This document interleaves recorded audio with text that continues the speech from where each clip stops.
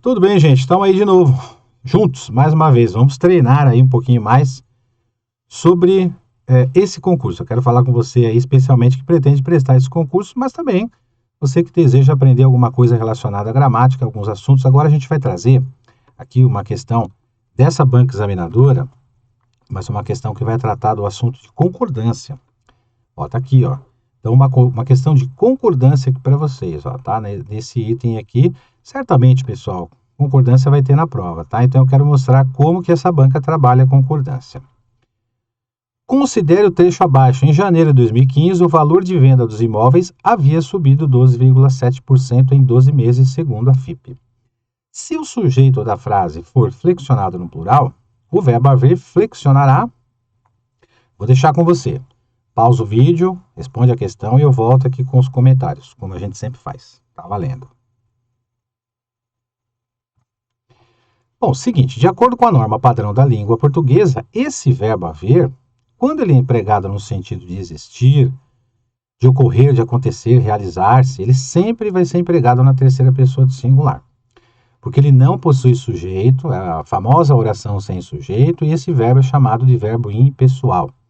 Então, quer dizer que o verbo haver, no sentido de existir, ocorrer, acontecer, realizar-se, ele é um verbo impessoal, ele não tem sujeito, sempre estará na terceira pessoa do singular.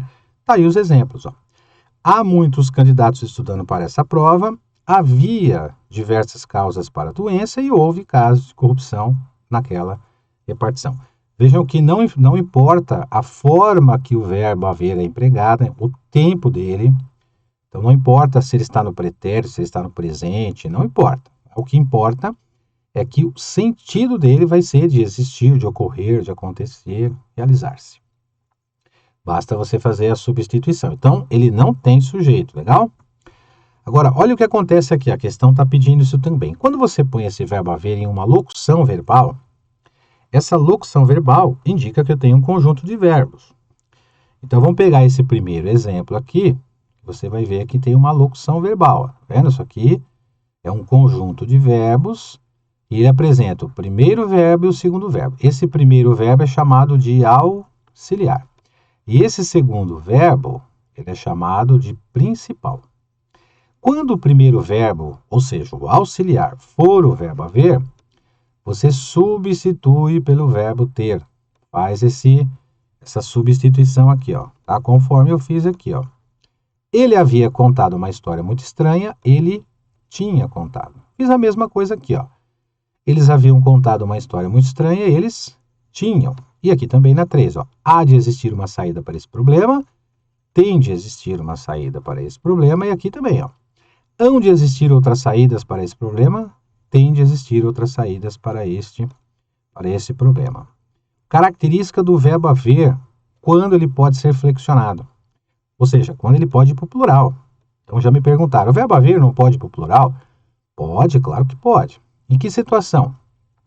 Quando ele estiver num contexto, numa locução verbal, sendo o primeiro verbo auxiliar, e o segundo verbo tem que ser um verbo no particípio, olha aqui como cantado, ou o segundo verbo tem que ser no infinitivo, terminado em R, aqui, ó, e ligado pela preposição de. Então, essas são as características. Quer dizer, segundo verbo, particípio. O particípio é terminação i do ado, né? O particípio regular. Lembrando que o irregular também, né? Há verbos que não admitem o particípio regular.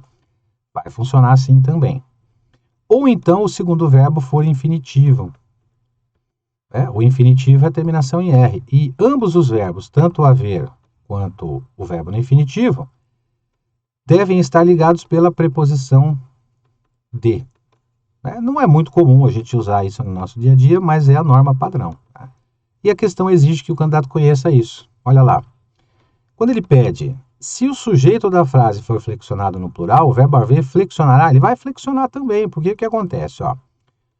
O sujeito da oração aqui, da oração original, é o valor de venda dos imóveis. Tudo isso aqui é o sujeito. Tá aqui separado embaixo, ó, tá aqui, ó. Então, se tudo isso é o sujeito, esse verbo haver, dentro desse sujeito, há um núcleo. O núcleo é a principal palavra do sujeito, é aquele substantivo não preposicionado. Então dá uma olhadinha só aqui, ó. Esse verbo volta para cá e ele olha imóveis, que é um substantivo, é um nome. Mas ele não pode concordar com imóveis porque ele é preposicionado. Então o que ele faz? Ele volta mais um pouco e encontra venda. Outro substantivo. Ele também não pode concordar com esse igual a esse, porque esse também é preposicionado igual.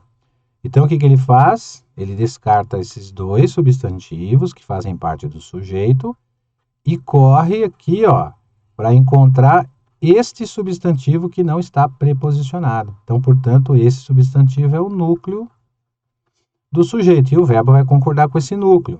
Então, se a gente coloca esse núcleo no plural, conforme a banca pergunta, vamos transformar esse sujeito no plural, a gente troca de o valor para os valores, então o verbo vai concordar com esse núcleo aqui, ó. Portanto, haviam subido ou tinham subido. Tudo bem? Ajudou? Tranquilo? Então tá aqui, ó, resposta da questão. Letra D, ó. Flexionará? Sim, no plural, pois estará concordando com o núcleo do sujeito da oração. Perfeito, é isso aí. Gostou?